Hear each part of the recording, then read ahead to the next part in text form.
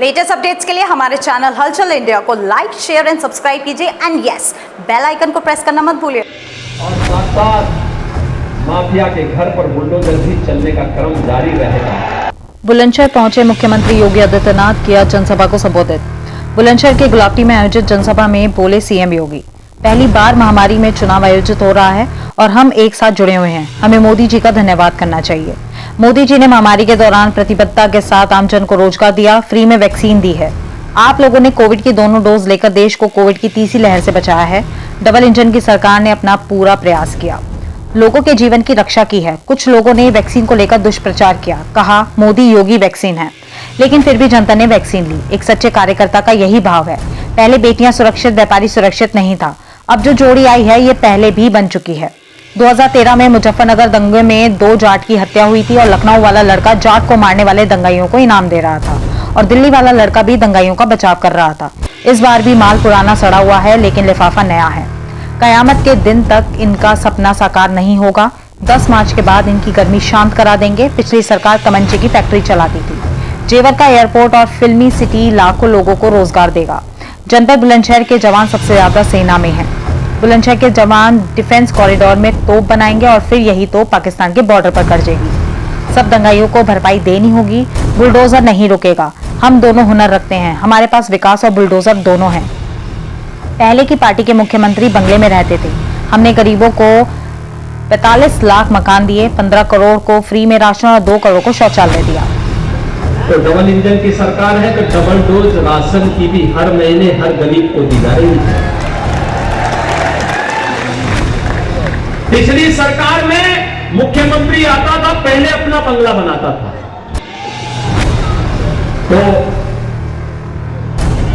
जब 2017 में पार्टी ने मुझे मुख्यमंत्री बनाया तो मैंने कहा मुझे बंगले की कौन आवश्यकता है, हम तो कहीं भी रह लेंगे, लेकिन प्रदेश में हर गरीब को मकान मिलना चाहिए। भाइयों बहनों, 45 लाख से अधिक गरीबों को हम लोगों ने मकान दिया। 45 लाख जो कभी नहीं हुआ, तो भाजपा सरकार के समय विकास का कार्य हुआ। 2 करोड़ 61 लाख गरीबों को एक शौचालय दिया। 1 करोड़ 43 लाख गरीबों के लिए फ्री में बिजली की सुविधा उपलब्ध करवाई। 1,21,000 मजदूरों पर विद्युतीकरण का कार्य संपन्न किया। और भाइयों बहनों, 15 करोड़ लोगों को फ्री में राशन की सुविधा दे रहे हैं। यह हमने कोई एहसान नहीं किया, इन लोगों का अधिकार था। हमने अपनी जवाबदेही और अपने धर्म का निर्वहन किया है, ये सब कार्य करके, क्योंकि जनता ने इसीलिए चुना भी था। लेकिन भाइयों बहनों, इससे पहले पैसा जाता कहां था? इससे पहले ये पैसा समाजवादी पार्टी के इत्र वाले मित्र के घर में पहुंच जाता था। इत्र वाले मित्र के घर में पैसा जाता था और इत्र वाले मित्र पैसे से पूरे खानदान को यूरोप का टूर कराते थे। यूरोप का पैसा जनता का और टूर समाजवादी यूरोप में निकले हैं। कहेंगे समाजवादी, नाम समाजवादी, काम दंगावादी और सोच परिवारवादी। यानी सोच परिवार से बाहर नहीं। अवसर मिलता था तो हिंदुओं के खिलाफ दंगे करवा करके व्यापारियों के प्रतिष्ठान को जलाते थे, लूटते थे। 5 साल में आपने कोई दंगा देखा यूपी में?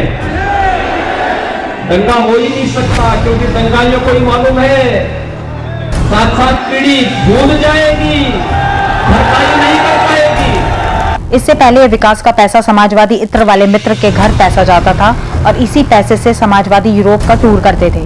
नाम समाजवादी और काम परिवारवादी। दंगाइयों को पता था कि बुलडोजर घर तक पहुंच जाएगा, इसलिए पिछले 5 सालों में दंगे नहीं हुए। सिकंदराबाद से आप लक्ष्मीराज सिंह को जिताएं।